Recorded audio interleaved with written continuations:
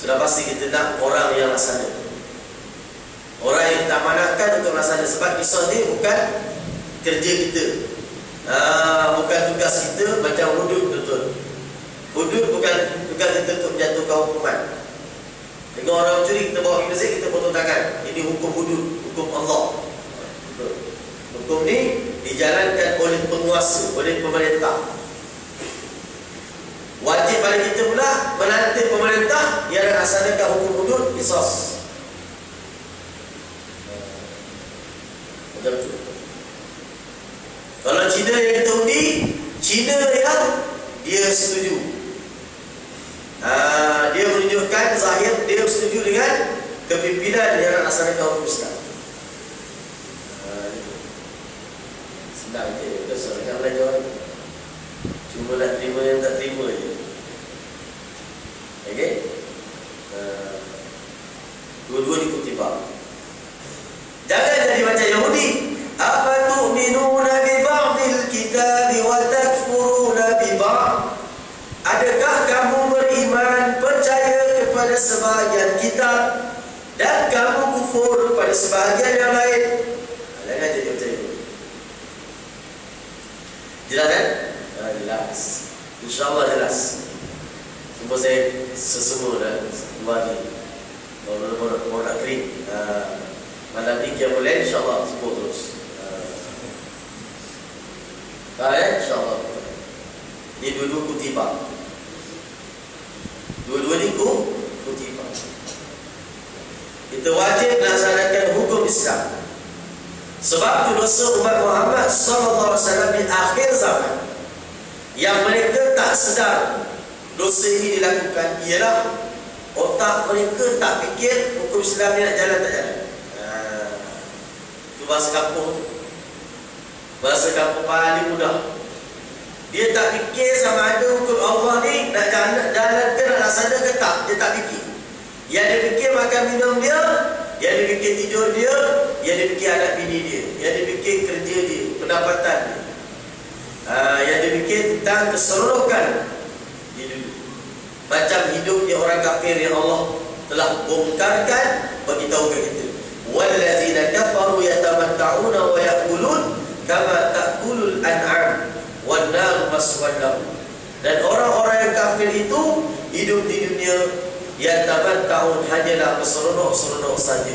Wa ya'kulun, dan makan minum kama ta'kulul an'am, seumpama seperti binatang-binatang ternak. Mereka makan minum seumpama binatang-binatang ternak. Wa nar maswan lahum, dan nerakalah tempat yang paling layak untuk mereka kembali. Nah, itu macam orang kafir. Nah, itu macam orang kafir. Dua perkara yang diutamakan. Ya taman tahun, wayak dulu. Urusan seronok kita, happy kita, dan urusan makan minum kita. Settle masalah ni jadi orang kafir. Itulah lebih tahu. Dengar Ustaz. Nanti payah nanti tak boleh cakap makan lagi. Itu orang bimbang, orang takut. Walhal orang kafir sembah berhala hari-hari, Allah bagi rezeki dia. Hari-hari sembah tebak, hari-hari Allah bagi rezeki dia. Hidup. Kita orang beriman takut. Jadi orang beriman taat patuh, takut rezeki nanti. Jangan cakap lebih biasa nanti kena gam tak boleh cari makan lagi nanti. Bapak, ujian terhadap iman kita. Macam mana nak jadi orang yang bertakwa? Laksana yang disuruh, tinggal yang dilarang. Orang tanya Ustaz, ya Ustaz yang dia cerita pasal kisos, ta'zir, hudud ni. Saya nak tanya Ustaz, hukum hudud ni dia termasuk dalam rukun Islam yang keberapa? Orang sekarang, zaman sekarang ni soalan lagi tu. Bila kita urai-urai kita kata ni wajib laksana. Ni perintah Allah. Kutiba alaikum siyam perintah Allah. Kutiba alaikum qisas perintah Allah juga. Dua ni perintah Allah. Semua perintah Allah. wajib asal. Dia kata dia termasuk dalam rukun Islam berapa? Setahu saya rukun Islam ni mengucapkan syahadah, sembahyang, puasa, zakat, haji. Tak ada pun sebut tentang hudud ke kisos ke. Tuan-tuan dah jawab tadi. Saya balikkan soalan dia pada tuan-tuan. Kerana dia jawab. Dia soalan Ustaz. Sebab Ustaz yang sebutkan tentang buku Islam ni, dia tak berhati dia soal itu.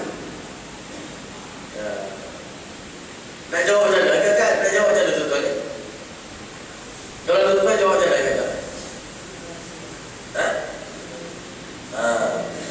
Ada lagi jawapan? Kalau tuan-tuan akan jawab macam mana? Saya jawab ini.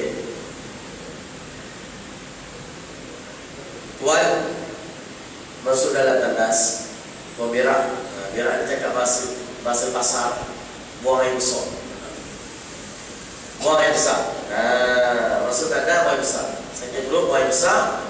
Najis dia keluar tu, tuan cuci. Najis tuan keluar tu untuk mengerjakan solat. Saya lagi nak duduk, jadi bersihkan, cuci. Cuci najis tu, saya nak tanya tuan, cuci najis ni termasuk dalam rukun Islam yang berapa?